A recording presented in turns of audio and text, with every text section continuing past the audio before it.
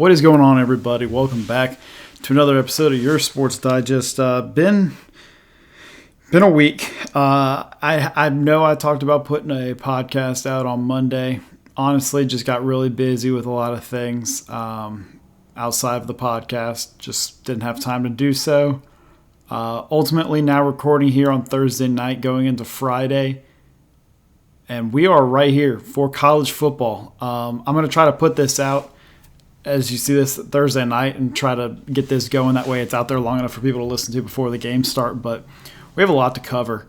Follow us on all of our social medias at Your Sports Digest, Instagram, Twitter, TikTok, and on YouTube, yoursportsdigest.com for some articles and some other stuff, and just a one-stop shop really for you to go click on and find all of our platforms. But without further ado, let's go ahead and jump right into the biggest story that has been taking over the sports world over the past week and a half or so, and that is the incorrect, the disgraceful actions amongst professional athletes taking their talents from the collegiate level to the pro level and then ultimately removing themselves from the pro teams, going into this weird backtracking, I guess you can call it, to going back to college. Started, oh gosh, at this point, I don't even know when the notification was. It might have been late last week, middle of last week, where we were starting to hear some rumblings about players were able to get some extra eligibility that were already on NFL teams. And that same night, everything got released. 2 guys from Ole Miss entered the portal, a couple guys, JMU, BYU. I believe there was a Missouri or an A&M guy, South Carolina, something like that. One of those guys left, and over the next 4 or 5 days, things started to trickle out, and players were trying to find out if they were able to get out of their contracts and get into eligibility. The main guys being Xavier Harris and Daquan Wright, both from Ole Miss, finding a way to clear waivers of their professional contracts or professional teams and head to the college landscape again, both committing and transferring to LSU. And then as soon as both of them announced that they're going to do that, the hammer comes down that morning. I believe it was Tuesday morning, where the Big Ten came out and said, no, we're not doing that. Ryan Day was very vocal, speaking about how, you're not going to see that happen at Ohio State. We're not going to operate that way. It shouldn't happen. John Summerall was like, there's not going to be a pro player on my team. I promise you that. So maybe a little shot at Lane Kiffin and everything. But then Greg Sankey put out a little bit of a press release, just kind of weathering the storm of like, we're seeing all this and we don't like it. It's not great, but we're going to complete the actions. And if you know how the SEC is ran, it's kind of an issue where not many people follow through, or they don't follow through with what they say a lot of the time. But they put the hammer down. SEC follows suit later that night. The next day, the ACC jumps in.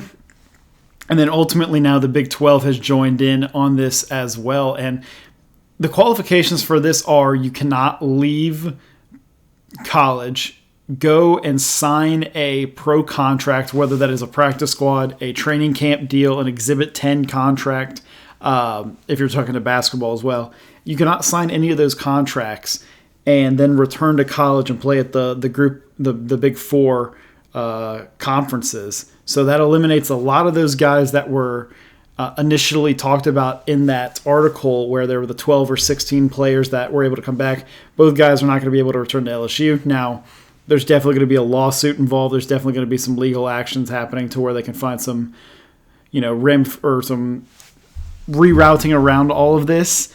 But I ultimately don't see where this is going to happen. I saw where the SEC had their punishments, and it's like 50% of the games would be suspended from the coach, or there would be a 50% fine to the institution or something. It was crazy, and it's like, all right, that backs them off a little bit. So we're seeing LSU at the height of this with, their football and basketball team, with RJ Luis not being eligible for their basketball team. But then you're starting to see some of these guys like Xavier Lee from Florida, going to Gonzaga because they're not in that group of 4 that doesn't allow that. Or you're starting to see, I'm trying to think of some other really good, Thomas Castellanos, who just transferred to Texas Tech but never signed a pro training camp contract with the team and is able to go to the Big 12 now because he didn't do any of that. And so, yeah, now we're at a point where we're going to see a lot of people try to find loopholes and get around it, but I'm very excited that these conferences have put a foot down and really not allow this at all, because it's absolutely disgraceful how these players have been able to take advantage of a corrupt system or a whack system and try to get more eligibility. Once you graduate, you're done. Once you graduate, you're done. That's kind of what it is. Once you go pro, you're done. Once you enter the draft, you're done. That's what it should be. So, I mean, I don't even agree with some of the other ones that are getting extra years, but Florida is also involved with it in basketball. So I kind of can, there's some parts where I can understand it, some parts where I can't. But if you sign a pro contract and then try to come back to college, absolute BS. You should never be allowed to do that. And I'm glad that they all finally put this foot down together of we're not going to let this happen. And there's a very unified stance on that amongst college football fans and, college fans in general, along with pro fans. Like, it's probably 97-3 in percentage wise of people who, are in agreement that this is bad. And the 3% are probably LSU fans based on what we've seen and who has gone to those different schools and who is tried to transfer into LSU based on the whole week of chaos that has been going on. But now that that's all done, and I'm sure the storyline will continue to go as we move forward, but the real thing that we need to make a note of, the story that is really happening and what matters the most this weekend is that week 0 is happening in college football. And it's been a long-awaited return for college football. We've broken down all the teams in the Power 4 conferences. I know I talked about doing the Group of 5 conference. Go check out my TikTok. If you've got TikTok, go check out my TikTok. I power rank the top 10 Group of 5 teams plus Notre Dame, which obviously ends up being number 1. But I ranked the top 10 of mine that I believe. I mean, I can go through that very quickly here just so you can kind of know what's going on, and that way if you don't have TikTok, you're not left out of the loop and just kind of lost when I refer to certain things that you may not be able to pay attention to. I mean, quickly we'll go through it. Navy, New Mexico, Western Michigan, San Diego State, James Madison. Top 5 end up being UNLV, Boise State, Memphis, USF, and then obviously Notre Dame. So I'm sure maybe there will be a point next week where we could talk about those teams a little bit more if we would like to. If you guys would like to, let me know. But let's talk about the games that are happening this weekend, because we have, 1, 2, 3, 4, 5, 6, 7, 8, 9 games that are very exciting to watch. And the first one kicks off overseas in Dublin, Ireland. The rematch of last year's game on Labor Day, now going to this year's the first game of the season. North Carolina, the Fighting Bill Belichick's, head overseas to take on Sonny Dykes and TCU. And when talking about both of these teams in our previews, we talked about kind of how UNC had a disaster season and they're going to have to find their footing. TCU has just been kind of floating the past few years. Ever since they went to the national championship, they've been just kind of floating. They lose their quarterback in Josh Hoover to Indiana, so it's a new era for TCU. They're 9.5-point favorite. First of all, don't want to say this. If you tell anything that I say as betting advice, don't blame me, because I really don't know what I'm talking about half the time anyways. And if I do say something that I might bet on and you tail me, then I'm sorry, because I probably will lose with you. But TCU 9.5, that's a big line, but really for UNC, is Billy Edwards going to be the guy who was announced as the starter? Is he really going to be a game changer compared to what Gio Lopez was able to give to you last year, and Max Johnson as well? So it'll be a fun game to watch as the kickoff. I think TCU should win this one fairly comfortably, but I hope it's a good enough game to start off with, kicking off at 11 a.m. Central Time. So TCU UNC, the first game. The only ranked team playing this upcoming weekend is the number 15 ranked USC Trojans taking on San Jose State. They're a 39.5-point favorite. USC We're going to see what's going to happen now with their fully loaded offense. King, Mack, and Wayman Jordan in the backfield, both healthy. Let's see what they can do. USC should come out in a great showing. In this one, a tune-up game in week 0 before they play another game next week. We have two in-conference matchups. First coming from the ACC. We only have one in-conference matchup. That's my fault. One coming from the ACC, NC State and Virginia.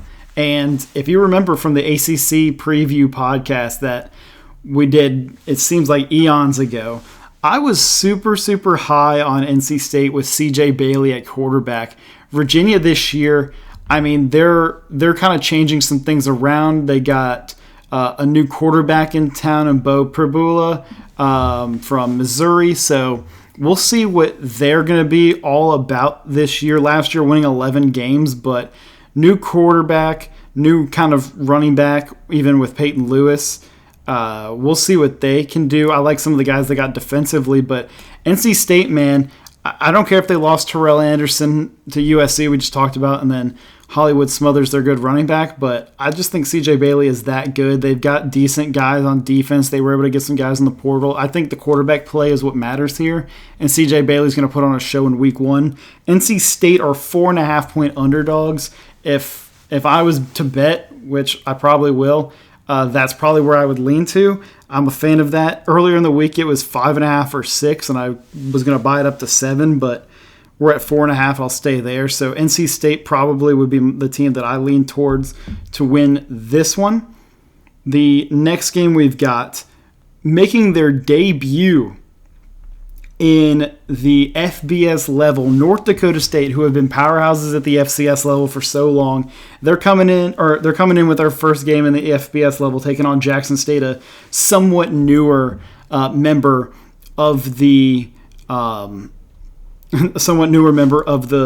FBS level as well. But NDSU's a 7-point favorite in this game.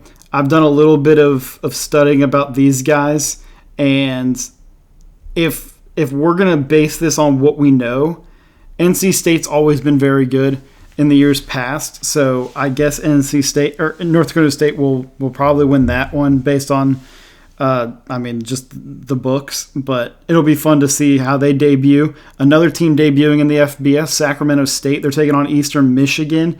Eastern Michigan, a 10-point favorite. Eastern Michigan, one of the teams that are going to be in the top 4 or 5 in the MAC this year. So watch out for them. Sac State, I'm pretty sure Sac State has some interesting guys on their team. I'm just not remembering this, so let me pull them up real quick because I think there's a few names that are really interesting on this team. If I'm remembering correctly, I'm trying to get there. Never mind. I guess he must have transferred. It was going to be Jaden Rashada, who I thought transferred there from Georgia, but I guess he's gone now. Already found a way to get out of there. But Sac State in their first game in the FBS level, taking on Eastern Michigan. So there's another game in between the NC State game and then the later games. Hawaii and Stanford. Stanford with the new head coach this year and Tavita Pritchard coming over from the NFL. What's Andrew Luck going to be able to construct this team of this year? They got a new quarterback. Davis Warren has some experience at Michigan. So this should be a good tune-up start game for them. Hawaii's not a terrible team, though. So we need to pay attention to that if you're looking for Stanford to get a first game win under their new head coach. They're only a 4-point favorite. Hawaii's got some guys on their team, and it shouldn't be that easy of a game for Stanford. However, I think with the new coach, the team's going to come out pretty hot. I'm not saying bet Stanford with the 4 points, but I would cautiously take it. And then the final 2 games, another ACC team in Florida State taking on New Mexico State, 31.5-point favorites. Really doesn't matter. It's about what Florida State's going to show up with this year. With new quarterback Ashton Daniels taking over. They've got some fun guys on the team, even though I hate them. Shout out Jabril. Shout out my hometown guy. Shout out Chris Jones, Southern Miss guy. So I've got some people on there that I have a somewhat close feeling towards, but it would be a lot of fun to watch New Mexico State get the upset. but it should be a good tune-up game for Florida State before they head into I think they don't play Alabama week 1, but they play them in week 2, I believe. And so that should be a good tune-up game for Florida State going into that. They play SMU next week. So SMU, that's a real tough first game on Labor Day.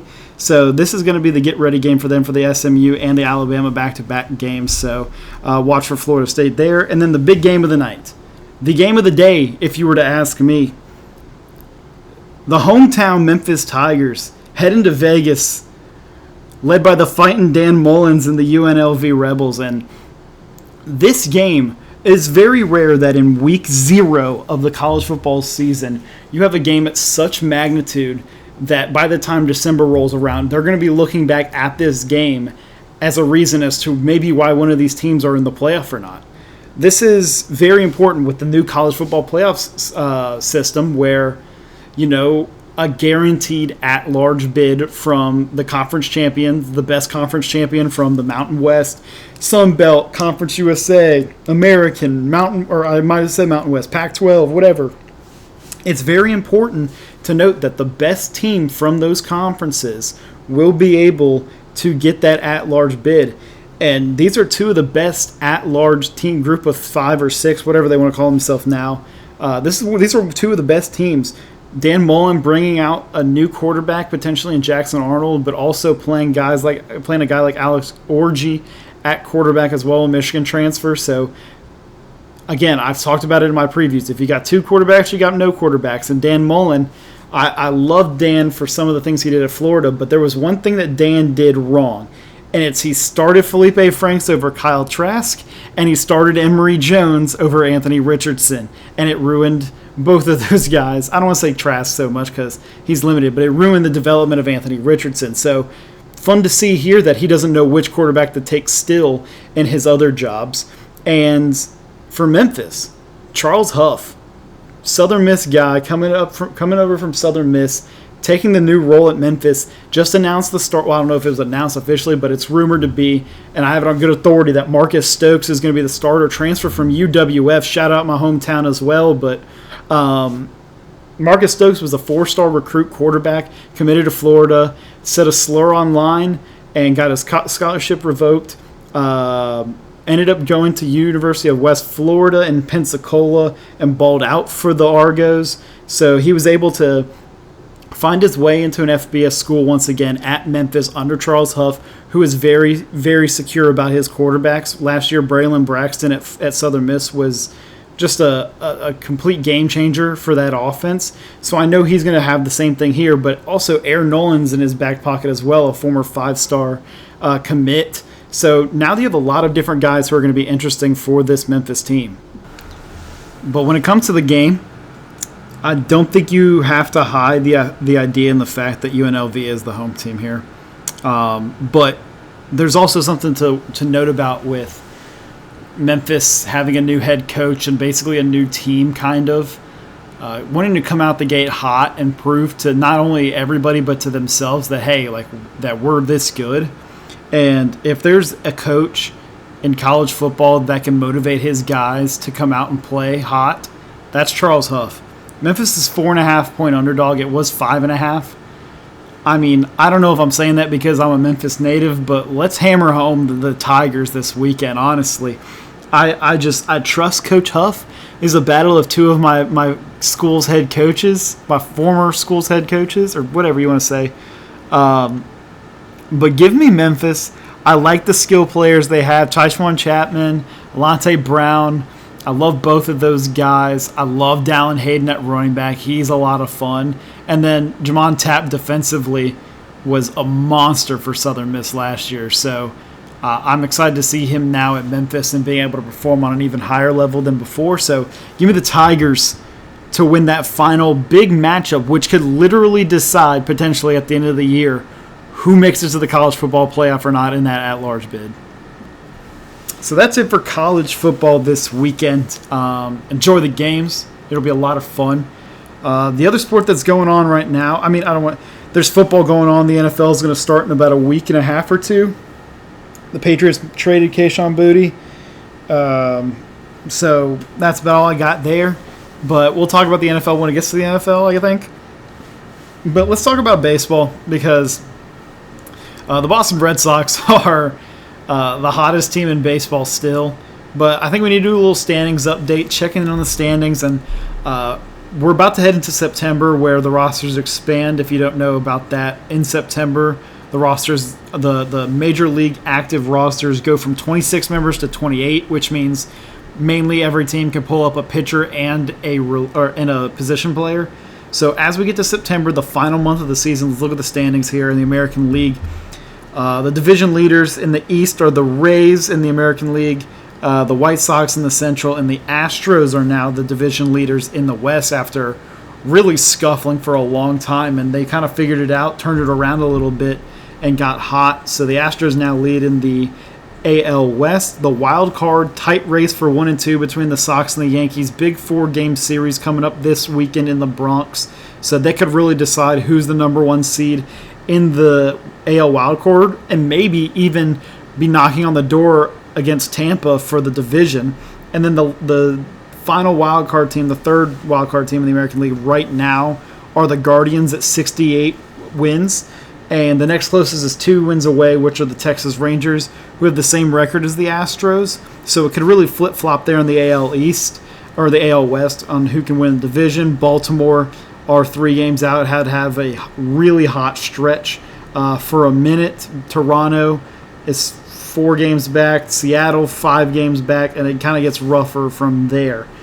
In the National League, the best record in all of baseball goes to the Milwaukee Brewers with 82 wins and the NL Central leaders. The Dodgers obviously leading the NL West with 80 wins, and the Atlanta Braves lead the NL East. In the wild card standings, the Cubs are the number 1 seed right now at 76 wins.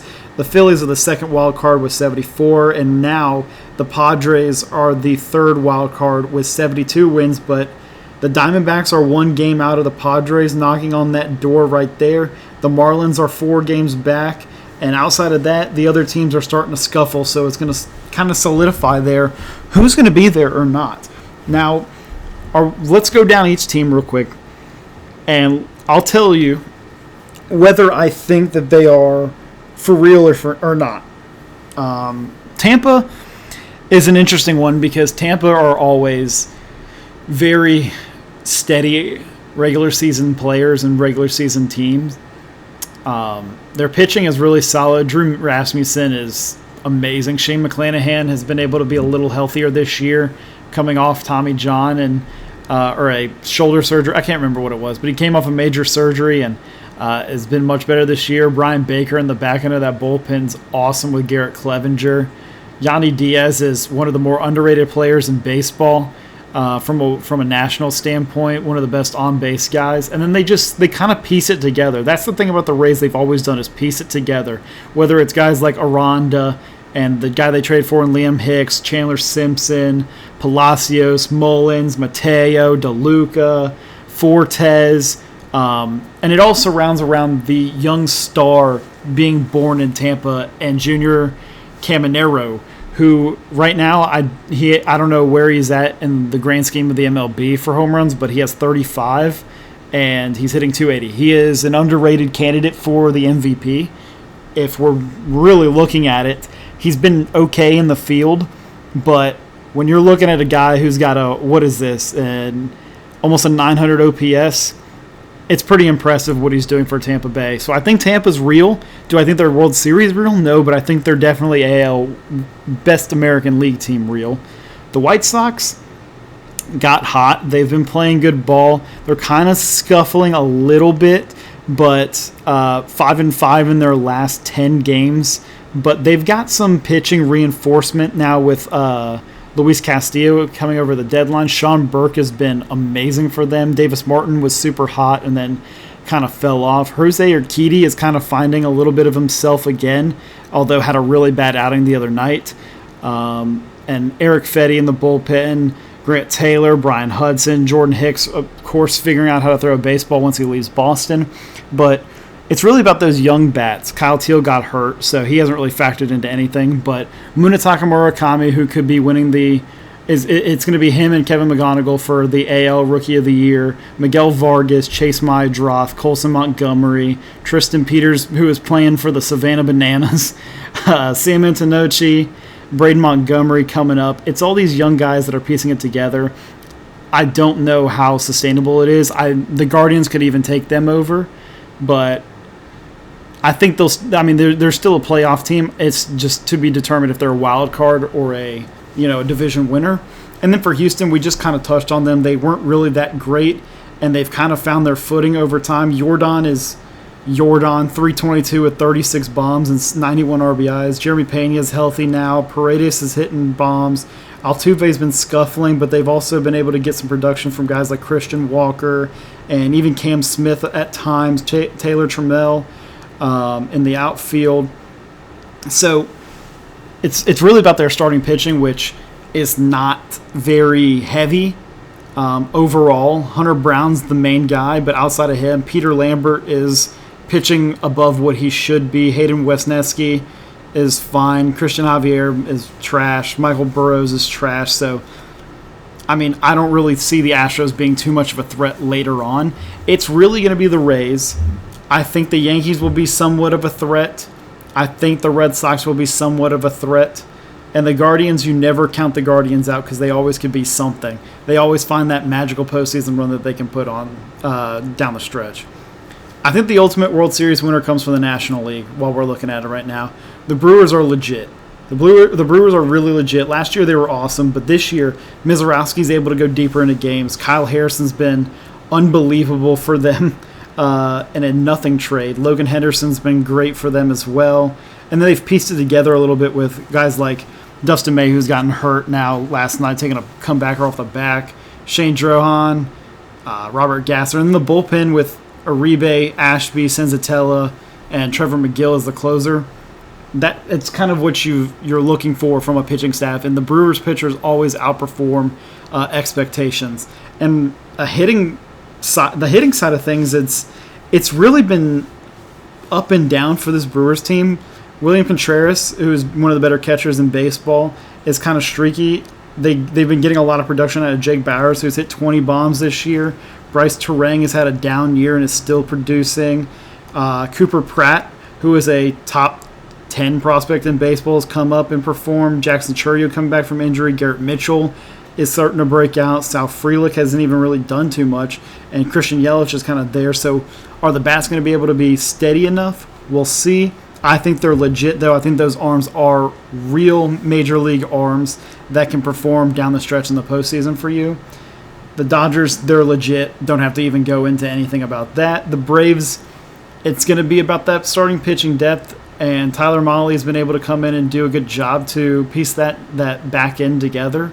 But I think they're legit as well. And then any of the wild card, or I guess the Cubs and the Phillies are more legit than, the Padres or whoever ends up getting that third wild card team. But I think any of the NL teams are really in play for the World Series. I think the National League just outperforms anything the American League's got going on in every facet.